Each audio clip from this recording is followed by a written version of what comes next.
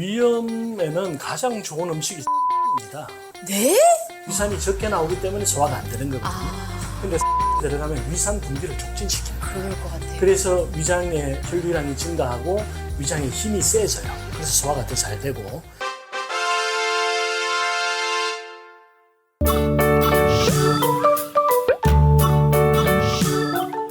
네, 여러분 안녕하세요. 브라보 마이라이프입니다. 자, 오늘은요 누구를 모셨냐? 바로 강남 한복판에서 아주 오랫동안 명의로서 활약하고 계신 우리 CNC 한의원의 김순열 원장님 모셨습니다. 네, 반갑습니다.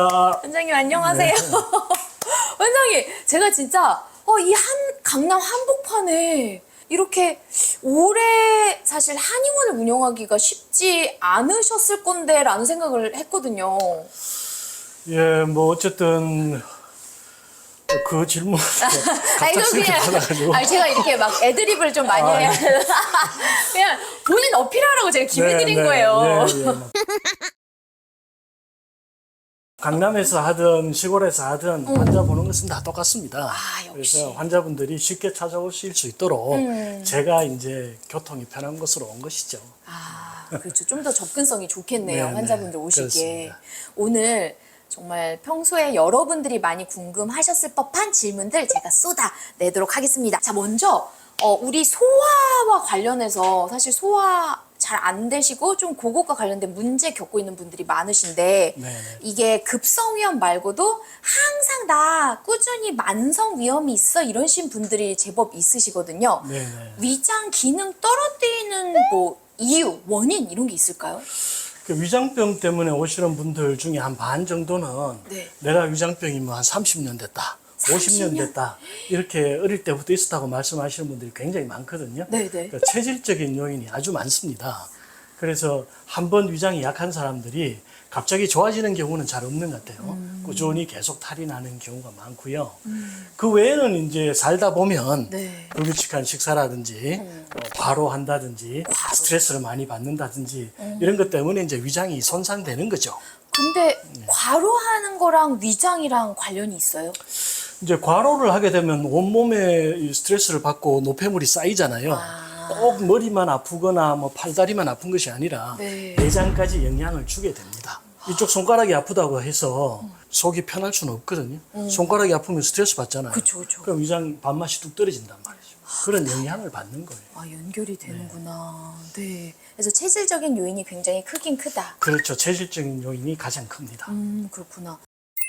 그러면 혹시 저희가 뭐 여러 가지 일정 때문에 병원을 꼭 가지 못하더라도 혹시 만성 위염을 좀 완화시키거나 위염에 좋은 음식 뭐 이런 저희가 일상생활에서 할 수 있는 거 이런 게 좀 있을까요? 그렇죠. 위염을 완화시킬 수 있는 음식이나 생활 습관 같은 걸 말하기에 앞서서 위염을 유발하는 원인을 알아야 원인, 네. 그것에 대처할 수 있겠죠. 네네. 위염을 유발하는 제일 큰 원인은 과식이에요.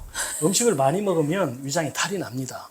왜냐하면 위장도 하나의 기계거든요. 그렇죠. 자기가 처리할 수 있는 능력 이상의 음식이 들어오면 탈이 나게 돼 있어요. 네. 그리고 손상이 마모가 오죠. 마모도 기계를 와요. 계속 쓰다 보면 마모가 온단 말이에요. 네. 그래서 나중에는 위장이 얇아져요.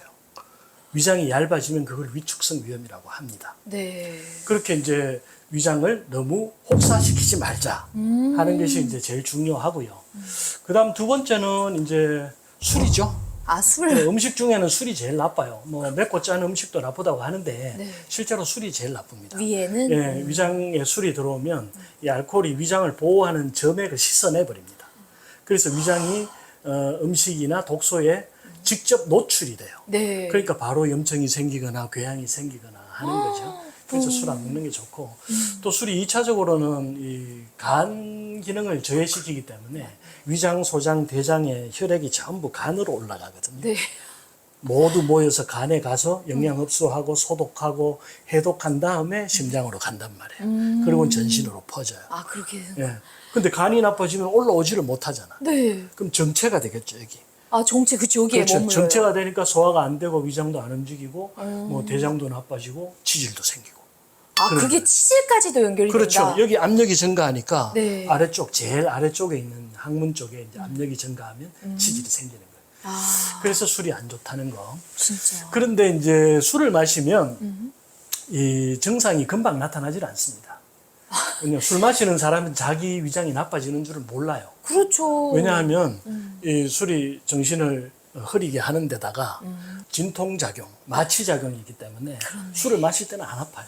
그렇네요. 그래서 술 마시는 분들은 항상 그 부분을 기억하고 계셔야 됩니다. 실제 내가 인지하고 있지는 못하지만 내 몸이 장기가 아프구나. 그렇죠. 네. 밀가루는 어때요? 밀가루도 좋지는 않죠. 우리가 제일 나쁜 음식이라고 하는 게 그런 정제된 곡물 얘기하잖아요. 흰 밀가루, 흰 쌀밥, 네. 그다음에 흰 설탕 이런 거 얘기하잖아요. 그죠?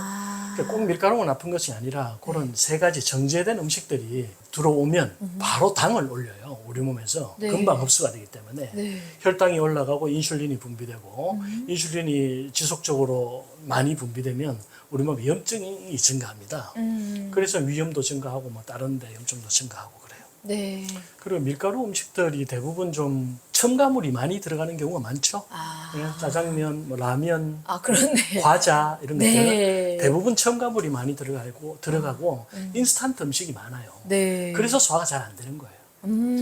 뭐 그냥 칼국수나 수제비나 네. 뭐 이런 것들은 크게 나쁘지 않죠. 네네. 다행이네요. 칼국수 되게 좋아하는데. 칼국수의 가장 큰 문제점은 너무 많이 먹는다는 거예요. 그러니까요. 예, 네. 많이 먹어서 탈이 나요. 네. 양만 조절하면 되겠습니다. 네. 그다음 세 번째는 이제 스트레스예요. 스트레스가 사실은 위장병의 한 반 정도 돼요. 그러니까. 굉장히 많습니다. 왜냐하면은 우리가 스트레스를 받으면 자율신경이라는 게 손상이 오거든요.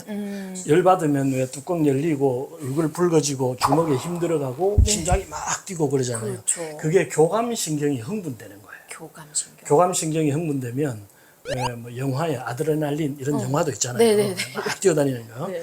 아드레날린이 분비되거든요. 그럼 사람이 흥분을 합니다. 그래서 아까 얘기했듯이 이 흉상부 위쪽으로 피가 막 솟구쳐요. 그러니까 눈도 밝아지고 막 귀도 밝아지고 그게 심해지면 두통, 어지럼증, 불면증 생기고 화나고 이렇거든요. 네. 대신 위장은 멈춰요. 스트레스 받으면 위장 멈추잖아요. 사랑하는 연인과 밥을 먹으면 뭘 먹어도 맛있잖아요. 네. 그럼 종류가 뭐 중요하겠습니까? 네, 네. 뭐가 들어간지도 모르잖아요. 네. 그런데 직장 상사랑 밥 먹으면 바이어랑 밥 먹으면 맛이 납니까? 그죠? 긴장을 하면 위장이 멈춰요. 그래서 소화력이 떨어지는데 그런 게 이제 일회성일 때는 지장이 없는데 그게 연속적으로 매일매일이 삶이 이제 고달프거나 스트레스 연속이 되면 네. 위장이 계속 굳은 채로 있는 거죠. 그렇네. 위장이 굳는다는 것은 위장에 피가 잘 안 돈다는 걸 뜻해요. 피가 안 돌면 위장의 손상이 가중되고 네. 회복이 안 되는 거죠. 그렇네. 그 위험이 계속 진행이 되는 거예요. 그래서 스트레스가 제일 중요하다. 그렇네요. 체력적 요인도 있지만 과식, 술, 스트레스를 우리가 좀 어느 정도 다스려야 된다. 네네. 그러면요, 이제 원장님 그것도 말씀해 주세요. 이제 만성 위염에 좀 좋은 음식. 네, 위염에는 가장 좋은 음식이 생강입니다. 네? 생강이 위장의 혈액순환을 도와주는데 가장 좋은 음식 중에 하나예요. 그래서 생강차 자주 드시면 좋아요. 그런데 이제 사람들이 생각하기에 나는 속이 쓰릴 때도 많고 네. 뭔가 화끈화끈거릴 때도 있는데 역류성 식도염도 있는데 네. 생강 먹으면 더 심해지지 않겠냐 그런 생각 들어요. 이렇게 생각을 하거든요. 네. 근데 우리가 위장에 염증이 생기면 첫째 아주 급성 위염을 제외하고 만성에 빠지면 위산도 많이 나오지 않습니다. 위산이 적게 나와요. 위산이 적게 나오기 때문에 소화가 안 되는 거거든요. 근데 생강이 들어가면 위산 분비를 촉진시킵니다. 그럴 것 같아요. 그래서 위장의 혈류량이 증가하고 위장의 힘이 세져요. 그래서 소화가 더 잘 되고 그 다음에 우리가 이제 위산이라는 것이 염산이잖아요. 이게 굉장히 강력한 산이거든요. 그래서 그냥 피부에 쏟으면 피부가 탈 정도의 굉장히 강력한 산인데 위장이 멀쩡하게 견디는 이유는 위장을 보호하는 점액이 꾸준히 나오기 때문이에요. 그 점액이 위장을 보호하고 독소로부터 보호하고 위산으로부터 우리의 위를 보호해 주는 거거든요. 그런데 만성 위염, 위축성 위염에 빠지면 이 점액이 안 나옵니다. 위산도 안 나오지만 점액도 적게 나오기 때문에 위산은 조금만 나와도 속이 서리고 아플 수 있어요. 근데 생강을 먹으면 그런 점액의 분비가 증가합니다. 와, 너무 고맙다. 그래서 위장을 보호해 주는 거죠. 네. 일식집 가면은 항상 초생강을 주잖아요. 주죠. 예, 그게 왜 그러냐면 생물을 먹을 때는 세균 감염의 위험이 있기 때문에 또 여름철에 회 잘못 먹으면 배탈 잘 나잖아요. 그렇죠. 그런 것을 줄이기 위해서 생강을 주는 거거든요. 네. 근데 여자분들은 생강을 잘 안 먹더라고. 그 옆에 있는 그 동그란 거 예, 마늘 그거만 마늘 쪽만 먹고 네. 안 먹더라고요. 근데 그 생강이 항균, 항바이러스 작용이 굉장히 강합니다. 그래서 회 먹을 때, 초밥 먹을 때 생강을 같이 먹어주면 식중독 같은 뒤탈이 안 나게 해줄 수 있다. 와, 이거 완전 꼭 꿀팁이다. 드시는 것이 좋습니다. 네, 저는 네. 데코레이션으로 있는 줄 알았어요. 진짜, 꼭 먹겠습니다. 대신 이제 아까 말씀드린 대로 급성 위염이 있어가지고 현재 막 쓰리고 아프고 궤양이 있어서 통증이 심할 때는 피해 주시거나 조금만 드셔야 되고 생강의 독성을 좀 약하게 만들어주는 약재가 대추예요. 아, 그래서 생강만 먹지 말고 대추를 좀 같이 끓여서 먹는다든지 하면 네. 그 독성이 좀 줄어요. 대부분 환자분들한테 제가 생강 드세요 하면은 생강만 먹는다고. 그렇죠. 생강을 많이 먹으면 오히려 위장이 부어버려요. 그래서 생강을 너무 많이 먹지 말고 처음에는 소량, 조금 따끔한 맛이 날 정도만 넣고 대추 좀 더 넣고 하면 좋아요. 대추랑 생강을 섞어서 먹으면 가장 좋다. 그렇죠. 거기다가 이제 위장에 염증이 있는 사람들은 염증도 조금 치료를 해줘야 되기 때문에 네. 알로에나 결명자 같은 거 네. 이렇게 성질이 좀 찬 음식들 같이 첨가해서 드시면은 염증 제어도 되고 속쓰림도 더 줄어들 수 있고 와. 네, 그렇게 할 수 있습니다. 그러면 그런 식품들로 병원을 오는 횟수를 좀 줄일 수 있다. 그렇죠. 예, 병원을 오는 횟수를 줄이는 것이 네. 뭐 삶의 질을 높이는 가장 좋은 방법이죠. 그렇죠.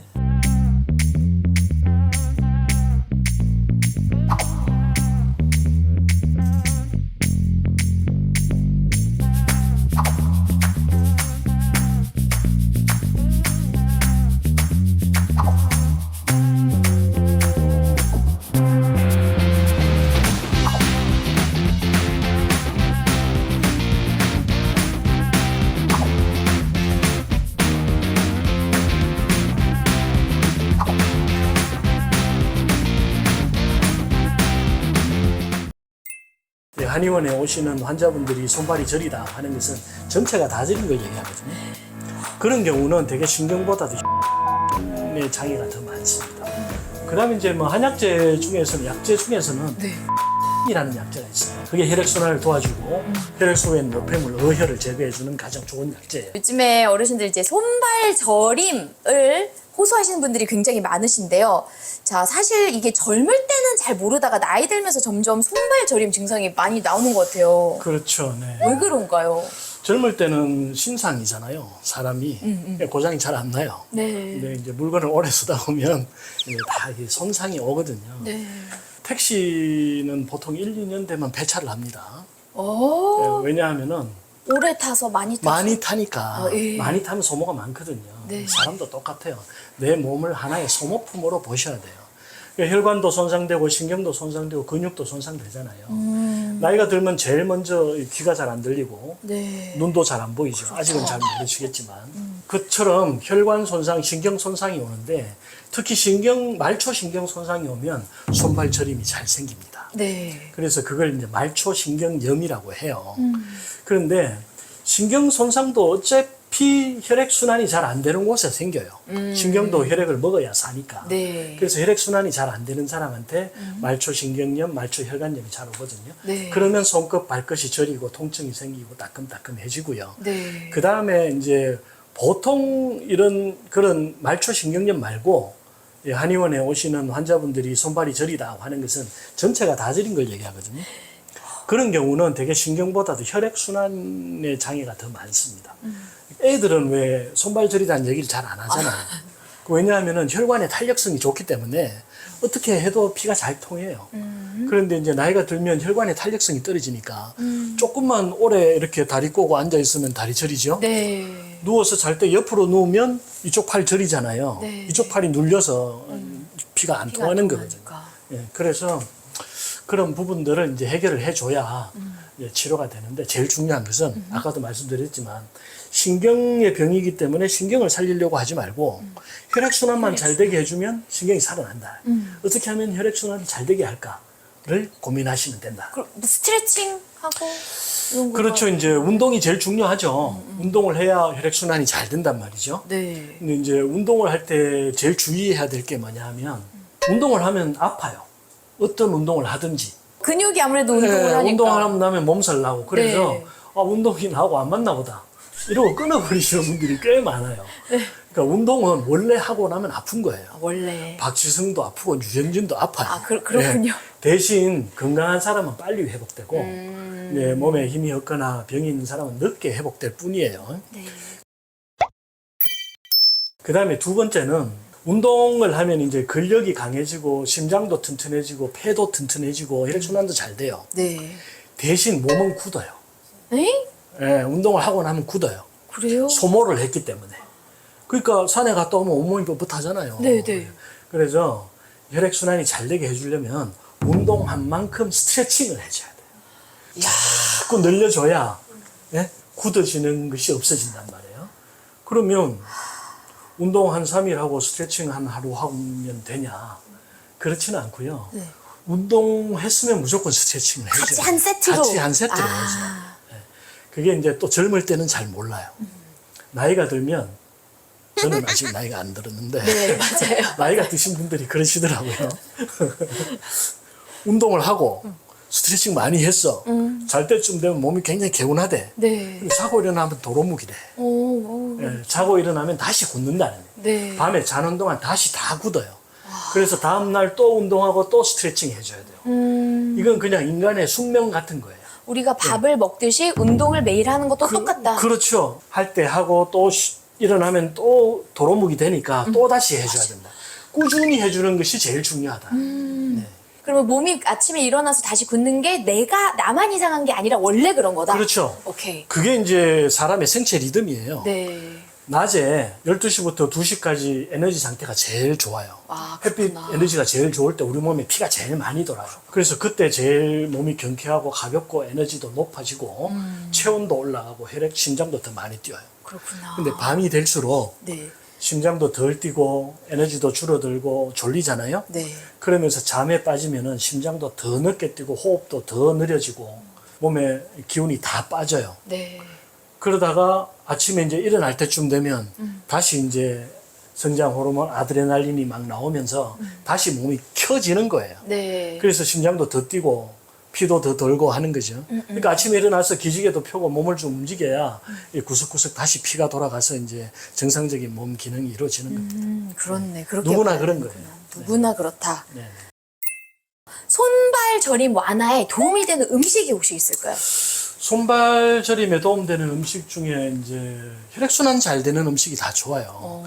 그래서 약간 매운 음식들이 전부 혈액순환을 시켜줍니다. 근데 잠깐만, 그러면 매운 음식이 아까 위에는 안 좋다고 하셨는데 이게 약간 무슨 그것은 그쵸? 이제 조절을 해서 먹어야죠. 네. 위장이 안 좋으신 분들은 조금만 드셔야 되고 네. 위장이 뭐 좋은 사람들은 먹어도 되고 건강한 사람들이 손발만 저리면 매운 음식 좀 먹어도 되죠. 우리가 왜 스트레스 쌓이면 매운 거 먹으러 가잖아요. 아, 매운 음식이 온몸의 세포를 깨우는 거예요. 그렇구나. 그러니까 혈관도 깨고 심장도 깨어지고 해서 더 빨리 혈액순환이 되는 거죠. 아, 그 다음에 이제 비타민 종류 중에는 뭐 비타민 B1이나 비타민 B12 이런 게 좋아요.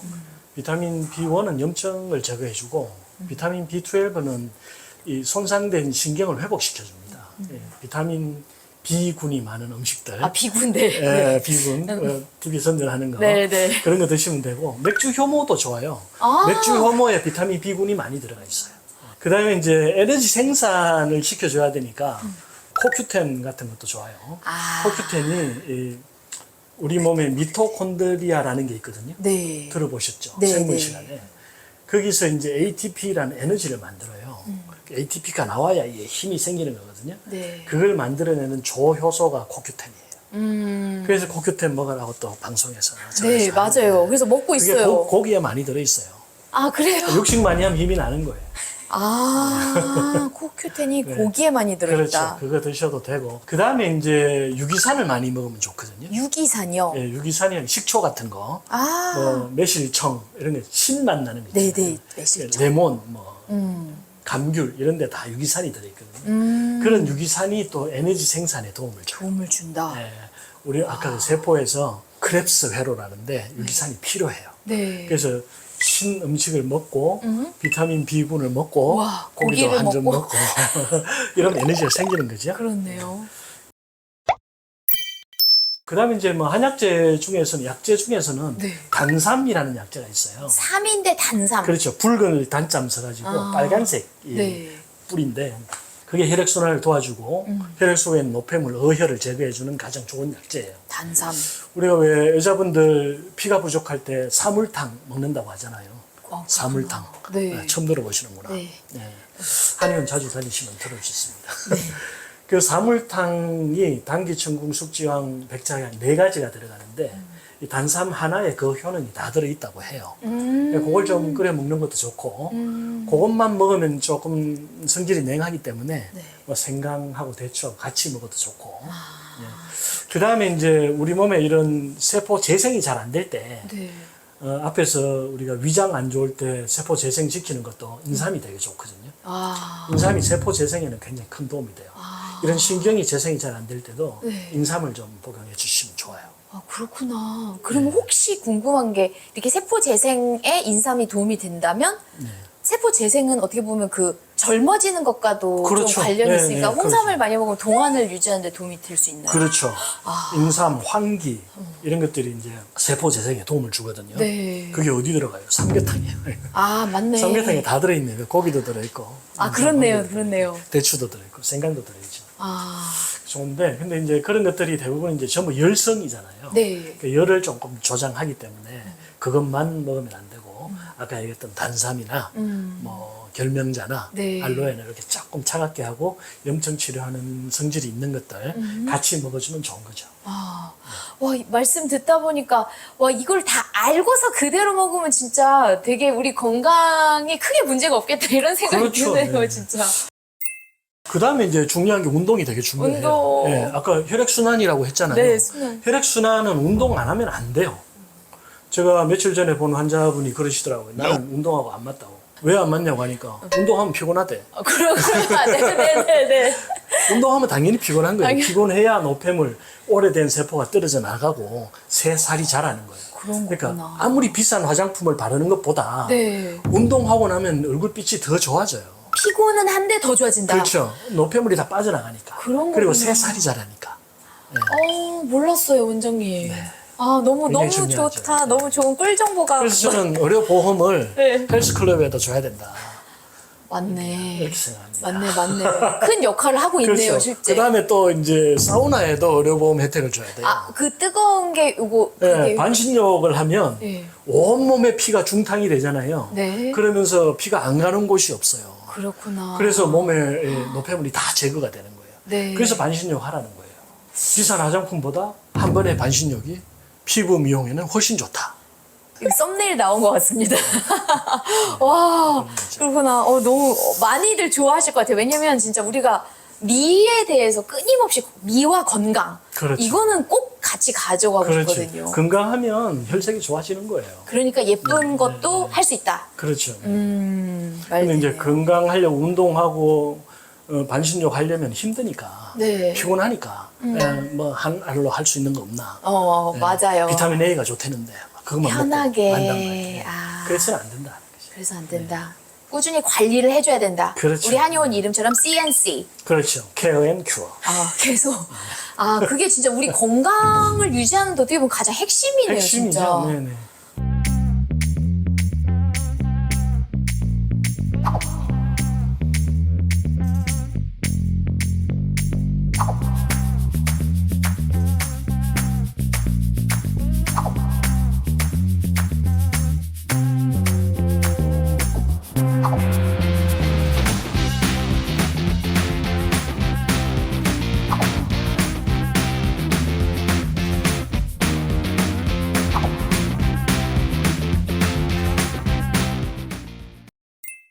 손발을 잘라낸다는 게 뭐냐 하면 버거시병이라는 거예요. 뇌신경이 이제 이게 좁아져서 염증이 생기면 막히면 치매도 올 수 있고 뇌졸중도 올 수 있고 이 막히는 게 제일 중요한 거예요. 당뇨병이 위험한 이유가. 이번에는 원장님 당뇨에 대해서 한번 여쭤보도록 하겠습니다. 여러분 당뇨 많이 관심들 있으시죠? 이게 제가 잘 몰랐었는데 정말 무서운 병이더라고요. 그렇죠. 네. 우리 신체를 이렇게 잘라내야 될 수도 있고 뭐 그렇죠. 그런 경우가 있는데 당뇨가 치명적인 이유를 좀 더 딱 정리해서 말씀해 주시자면? 당뇨병이라는 것은 한마디로 말해서 네. 혈액 속에 포도당 당이 증가하는 거예요. 당은 기본적으로 성질이 끈적이잖아요. 그러니까 혈액 속에 당이 증가하면 혈액이 끈적이게 되고 끈적이면 어떻게 돼요? 잘 잘안 흘러가지 흘러. 못하죠. 네, 네. 그러니까 혈관 손상이 생겨요. 큰 혈관은 큰 상관이 없는데 작은 혈관들은 조금만 혈액의 흐름에 문제가 생겨도 염증이 생기거든요. 그래서 아까 얘기했던 뭐 손발을 잘라낸다는 게 뭐냐 하면 버거시병이라는 거예요. 네. 이런 말초 혈관에 피가 안 통하면 그게 이제 염증이 생기고 썩어서 이제 괴사가 되는 거거든요. 네. 그 다음에 또 혈관 작은 데는 다 문제가 생겨요. 그러니까 눈 이런 데도 혈관이 작잖아요. 그죠, 그죠. 그러니까 망막에 변성이 생기는 황반 변성 같은 거 그래, 생기고. 그런 거구나. 그다음에 뇌신경도 이제 혈관이 중요하잖아요. 뇌신경이 이제 이게 좁아져서 염증이 생기면은 막히면 치매도 올 수 있고 뇌졸중도 올 수 있고. 그러니까 혈관이 막히는 게 제일 중요한 거예요. 당뇨병이 위험한 이유가. 그러니까 혈액순환이 잘 되는 게 결국은 당뇨를 그렇죠. 예방하는 데도 진짜 중요한 거네요. 그렇죠. 네. 혈액순환이 잘 돼야 당뇨병을 치료할 수 있는 거고. 네, 네. 근데 혈액순환이 아무리 잘 지키려고 해도 당뇨병을 유발할 수 있는 원인을 제거하지 않으면 안 되죠. 네, 네, 네. 그렇죠? 원인. 당뇨병을 유발하는 원인은 딱 한 가지거든요. 첫째는 음식이에요. 아, 그렇구나. 그러니까 당을 많이 먹으면 당이 올라가요. 우리 단 거 좋아하고 막 사탕, 초콜릿 이런 걸 좋아하는 그렇죠. 게 네, 네. 문제가 될 수 있다. 그렇죠. 초콜릿, 과자, 빵, 그다음에 밀가루 음식, 네. 흰 쌀밥 이런 거 많이 먹으면 당이 올라가요. 네. 그래서 초기에 이제 당뇨병이 생기는 분들은 대부분 많이 먹는 분들이 당뇨병이 생겨요. 그래서 적게 먹으면 거의 당뇨가 오지 않죠. 네. 그래서 나는 먹는 것도 별로 없는데 당뇨가 왔다 하고 하시는 분들은 네. 이 음식 먹는 것을 리스트를 체크해 보실 필요가 있습니다. 단 음식이 가장 어떻게 보면 큰 요인이다. 그렇죠. 네. 이거를 사실 모든 질병이 초기에 발견하면 빨리 손을 쓸 수 있잖아요. 네. 당뇨도 초기에 어떤 전조 증상 같은 게 있을까요? 그렇죠. 당뇨병이 전조 증상이 뚜렷합니다. 뚜렷해요. 예, 이 혈액이 끈끈해지고 네. 농도가 올라가기 때문에 그 농도가 올라가면 안 되잖아요. 네. 농도를 낮추려면 뭘 해야 돼요? 뭘 타야 되죠. 이렇게 그렇죠. 뭘 희석- 타야 돼요? 물 같은 물 거. 타야 되잖아요. 네, 네. 그래서 물을 많이 먹어요. 네. 그러니까 갈증이 많이 나요. 갈증이 많이 나니까 물을 많이 먹게 되죠. 다음 물 많이 먹으면 어떻게 돼요? 환식하잖아요. 네. 소변을 많이 보게 됩니다. 아, 그래요. 물 소변. 많이 먹고 갈증 자꾸 나고 소변 자꾸 보게 돼요. 오. 그게 당뇨병의 초기 증상이에요. 그다음 피가 잘 안 도니까 네. 맨날 피곤해요. 다리가 잘 붓고 피가 잘 안 도니까 왜 다리가 붓냐? 심장에서 멀고 네. 중력의 영향을 받으니까. 그렇죠. 팔은 그래도 위쪽에 있고 잘 움직이니까 네. 빨리 그래도 조금 움직여요. 네. 근데 다리는 아래쪽에 있고 중력의 영향을 받고 머니까 네. 더 잘 부어요. 네. 다리가 붓는 것도 당뇨의 전조 증상일 수가 있다. 그렇죠. 네. 근데 갈증이 많이 난다. 이거는 되게 좀 무서울 수 있겠네요, 진짜. 이제 갈증이 많이 나서 또 콜라 마시고 뭐 아, 탄산음료 마시고 그러면 네. 진짜 그러면 이제 또 다시 당이 더 올라가겠죠. 그러네요. 안 좋아요. 악순환이네요. 그러니까 당뇨병이 있을 때는 무조건 그냥 맑은 물 마시기를 네. 해주셔야 돼요. 그럼 원장님 혹시 이런 초기 증상이 나타났을 때라도 빨리 식습관을 개선하고 하면 이게 다시 좋아질 수 있나요? 당뇨? 그렇죠. 네. 당뇨병 검사할 때 네. 우리가 제일 많이 하는 게 이제 피 한 방울 뽑아가지고 아, 네. 혈당 재는 거거든요. 네, 네. 근데 그거는 큰 의미가 없어요. 아, 그래요? 그냥 방금 밥 먹었으면 다 올라가거든요. 아, 그럼 굶고 그렇구나. 있으면 내려가고 그거 말고 이제 당화혈색소라는 검사가 있어요. 네. 그 당화혈색소 검사는 3개월치 내 몸에 있는 이 혈당이 얼마나 올라갔는지를 보여주는 거예요. 네. 그 수치가 높으면 지금부터는 많이 조심하셔야 되고 그 수치가 낮으면 뭐 일시적으로 좀 높은 것은 크게 걱정 안 하셔도 된다. 네. 그다음에 이제 당뇨병은 사실은 초기에는 고치는 것이 자신의 의지가 제일 커요. 그렇네. 내가 의지만 있으면 사실 고칠 수 있어요. 네. 음식만 조심하시면 되거든요. 네. 그러니까 당을 올리는 당이 많은 음식 피하시면 돼요. 피해. 예. 그 대신 그럼 뭐 먹어요? 그리고 뭐 먹어요? 뭐 먹어요? 고기는 먹어도 돼요. 아, 고기까지 네, 괜찮다. 단백질은 분해되면 당이 조금 나오긴 하는데 실제로 당이 많이 나오지 않아요. 네. 그래서 고기를 먹으면 육식을 하면 당이 거의 안 올라가요. 네. 그래서 스테이크, 삼겹살 먹고 배부르게 해서 딴 거 간식 안 먹는 게 더 중요하다.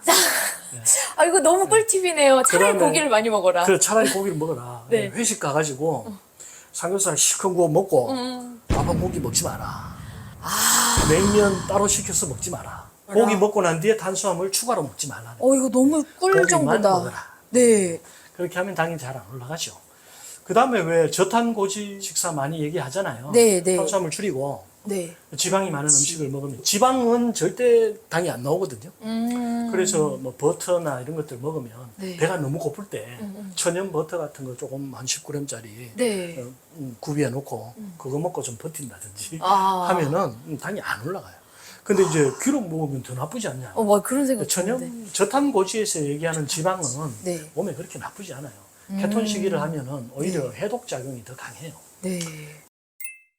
당뇨 있는 사람들이 당장 끊어야 되는 습관 뭐 이게 또 있을까요? 아까 말씀해 주신. 당뇨나 고혈압이나 이게 대사 질환은 비슷한데요. 당뇨라는 것이 혈관 속에 이 당이 증가하는 거잖아요. 네. 그러면 인슐린이 나와가지고 그걸 세포로 보내서 에너지를 만드는 거거든요. 네. 근데 당뇨병은 인슐린이 나와도 이 당이 세포로 못 가는 거예요. 그걸 이제 인슐린 저항성이라고 하거든요.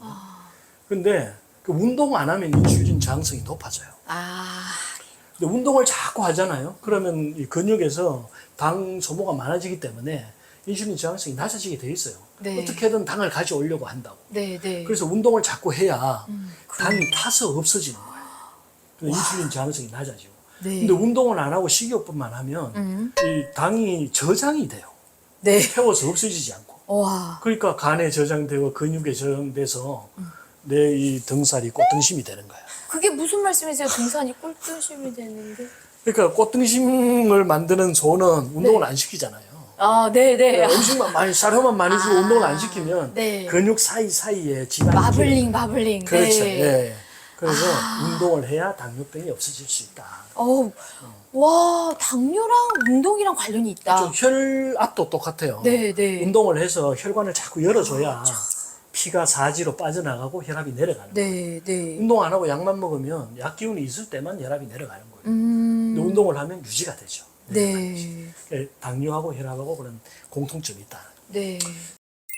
그 다음에 또 한 가지 주의해야 될 것은 당뇨 있으신 분들이 음식을 딱 줄여요. 맞아요. 너무 소식을 하다 보니까 체중이 빠져서 오시는 분들이 굉장히 많아요. 네, 네. 연세가 70, 80인데 35kg, 42kg 이래서 오시는 그거는 거예요. 너무.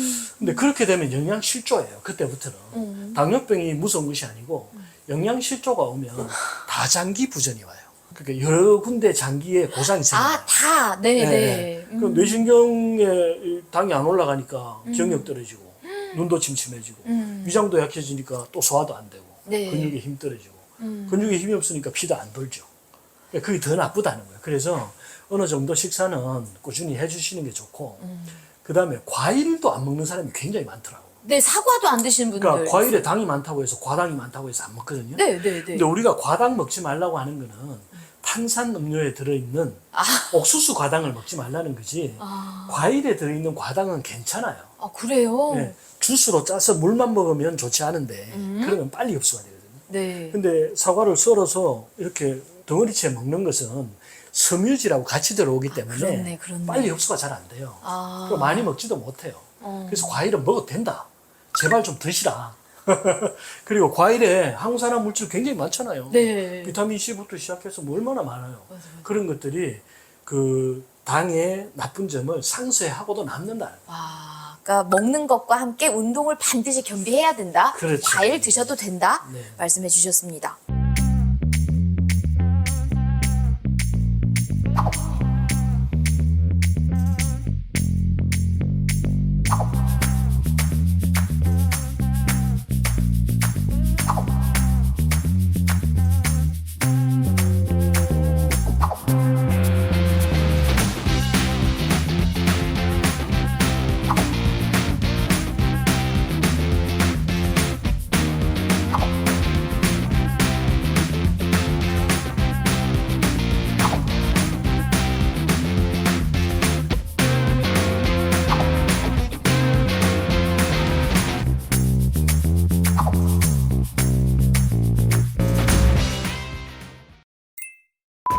진짜 살이 잘 쪄요.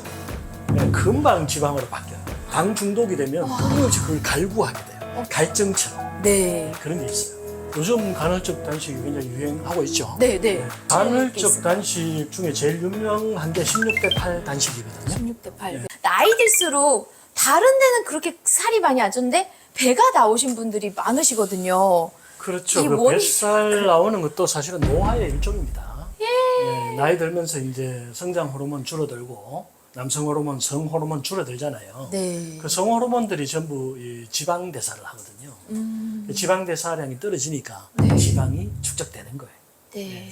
그다음에 아까 얘기했듯이 이제 음식을 너무 많이 먹으니까 요즘처럼 음식을 많이 먹은 적이 없잖아요. 그대로. 그렇죠. 인간의 역사상 맞아요. 그냥 음식이 늘렸잖아요. 쌀수록 칼로리가 더 높아. 맞아요. 네, 맞습니다. 맞습니다. 부자들은 칼로리 높은 거 안 먹어요. 안 먹어요. 네. 그러니까 뭐 날씬하고 건장한 체격이 부의 상징이라고 하더군요. 그래서 이제 운동이 중요해요. 모든 연구 결과에서 가장 확실하게 이 결과를 내주고 있는 거는 네. 운동을 하면 남성 호르몬, 여성 호르몬이 더 나온다예요. 음. 그래서 운동을 해서 남성 호르몬, 성장 호르몬 더 나오게 하면 네. 이 지방 축적이 줄어든다. 네. 그 다음에 이제 아까 얘기했던 탄수화물 섭취를 줄여야 된다. 탄수화물은 조금만 더 남으면 다 지방으로 바뀌어서 저장을 하거든요. 그 굉장히 중요한 영양분이기 때문에. 네. 그래서 탄수화물 섭취를 줄이는 게 되게 중요하다. 그러면 사실 우리가 쌀을 안 먹고 살 수는 없잖아요, 원장님. 한국인으로서. 그렇죠. 네. 그럼 어떻게 쌀을 먹어야 될까요? 현미를 섞어서 먹거나 잡곡밥 섞어서 먹거나 네. 하시는 방법도 있고. 그다음에 요즘은 이제 뭐 귤이나 메밀 같은 것도 많이 먹잖아요. 네, 네. 그런 것들을 바꿔서 네. 쌀만 먹지 않고 섞어서. 섞어서 그렇게 먹는 방법이 있죠. 옛날에는 뭐 하루 세 끼 다 먹었지만 요즘은 하루 세 끼 다 먹는 분들이 많지 않죠. 쌀 면면 막 쌀면 그렇죠. 빵 쌀만 약간. 먹는 사람은 잘 없어요, 그죠? 네, 네. 빵이 안 좋아요. 아, 빵은 진짜 살이 잘 쪄요. 금방 지방으로 바뀌어요. 그래서 어쨌든 빵을 좋아하면 살찌는 것을 막기는 힘들다. 그렇구나. 네. 참 슬프네요. 하지만 여러분 건강을 위해서라면 좀 선택과 집중을 해야 될 것 같다. 네, 라는 대신 말씀. 육식 좋아요.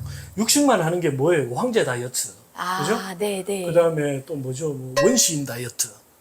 원시인들은 육식만 했다나? 아, 네, 네. 그런 얘기가 있어요. 네. 그래서 탄수화물 대신 그냥 육식을 해라. 차라리. 육식을 하면 네. 빵과 육식의 차이점이 뭐냐면 고기는 많이 먹고 나면 한 대여섯 시간 동안 배가 안 고파요. 그렇구나. 전날 고기 회식 한우 먹고 나면 다음날 아침 안 먹어도 돼요. 와, 그렇구나. 배가 불러요 아침까지. 네. 근데 빵은 하나 먹고 나면 두 배 더 먹어야 돼.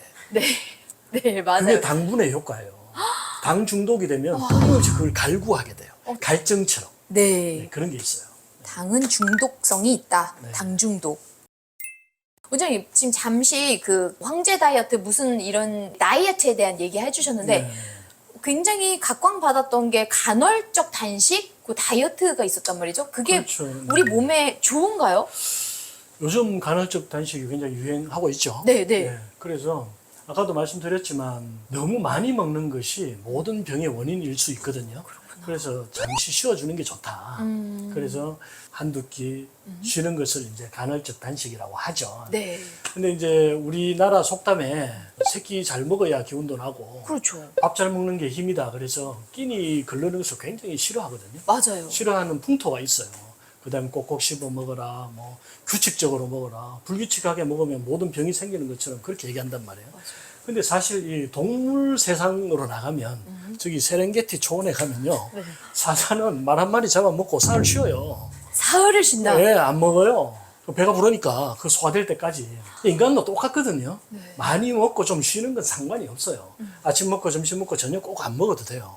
아침 많이 먹었으면 그거 소화되기 전에 또 점심 먹고 점심 소화도 덜 됐는데 때 됐으니까 또 먹고 이러다 보니까 살이 찌고 몸에 독소가 생기는 거거든요. 그래서 한 끼 많이 먹었으면 다음 끼는 쉬어도 전혀 지장이 없는 것이 아니라 오히려 건강해질 수 있다는 거예요. 배고플 때만 먹자는 거예요. 배고플 때만. 네. 그러면 삼시세끼 다 배가 고프면 그냥 먹어도 되나요? 그 이제 안 바쁜 사람들은 삼시세끼 배가 고파요. 아, 안 바쁜 사람. 네.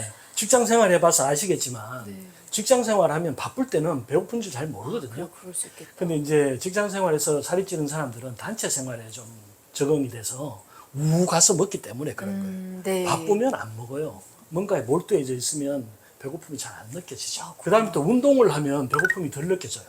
더 느껴지는 게 아니고요. 덜 느껴져요. 왜냐하면 운동을 하면 에너지 대사가 확 좋아지기 때문에 지방이 태워지거든요. 지방이 몸에 있는 게 태워져 나올 때는 갈증이 덜 생겨요. 그래서 오히려 배가 고플 때는 산책하라고 해요. 그러고 나면 산책하다 보면 내가 배가 고팠던가 하는 생각이 들 때가 있어요. 네.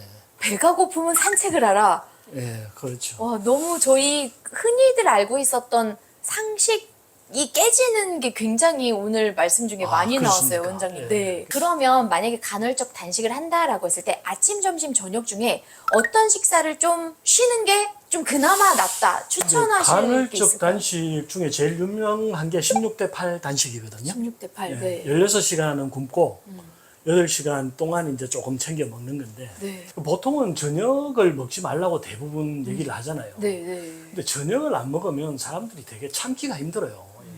밤에 자는 동안부터 시작 아침까지 굉장히 시간이 길기 때문에 그래서 저는 저녁을 먹는 게 좋다고 생각을 해요. 그럼 차라리 아침을 굶어라. 네, 아침을 굶는 게 나아요. 아침에는 위장 기능이 좀 덜 활성화되어 있기 때문에 부대껴요. 네. 그래서 많이 먹지를 못해요. 어차피. 하루에 한 끼만 먹을 거면 저녁에 조금 많이 먹지 않아요. 보통 오전 11시부터 오후 7시까지 그 사이에 한 끼 먹고 간식 조금 하라는 얘기거든요. 저녁 7시부터 아침 11시까지 16시간 동안 아무것도 먹지 말라는 거예요. 네. 한 16시간 정도가 유지가 돼야 낮에 먹었던 음식이 다 분해되고 그 다음에 이제 몸에 있는 지방을 태우는 그런 대사로 넘어갈 수 있거든요. 네. 그래서 그렇게 하는 게 더 좋은 것이 아닌가 이렇게 생각됩니다. 와. 그런데 그게 이제 쉽지가 않아요. 배가 고프니까. 네? 그리고 되게 아침을 안 먹고 일을 하면 뭔가 우리 건강이 안 좋아지는 것 같은 느낌도 그렇죠. 들고. 예. 예. 근데 그게 되게 습관이 있거든요. 근데 이제 조금 그게 습관화되면 네. 안 먹어도 몸에 있는 지방을 태워서 이제 에너지를 사용하기 때문에 네. 배가 고픈 줄 잘 몰라요. 네. 대신 배가 너무 고프면 이제 탄수화물 말고 다른 거 요구르트라든지 아, 요구르트. 예, 그 플레인 요구르트, 네. 견과류 견과류. 이런 거 먹으면 좋고 그다음에 이제 저는 그 천연 버터도 하루 한 개씩 먹거든요. 구연 버터는 맛이 없어서 못 먹겠고 네. 뭐 어차피 굶으니까 가연 버터 하나 정도 먹어주면은 배고픔 많이 줄일 수 있습니다. 대신 이제 초콜릿 이런 거 먹으면 안 돼요. 그다음에 방탄 커피 있죠. 네. 커피에 버터 타서 먹는 거. 네. 그것도 저탄고지에서 많이 하긴 하는데 커피 자체가 배고픔을 느끼게 해요. 아이고야. 위산 분비를 증가시키기 때문에 네. 배가 고파요. 그래서 커피 먹는 것은 별로 좋은 게 아닌 것 같아요.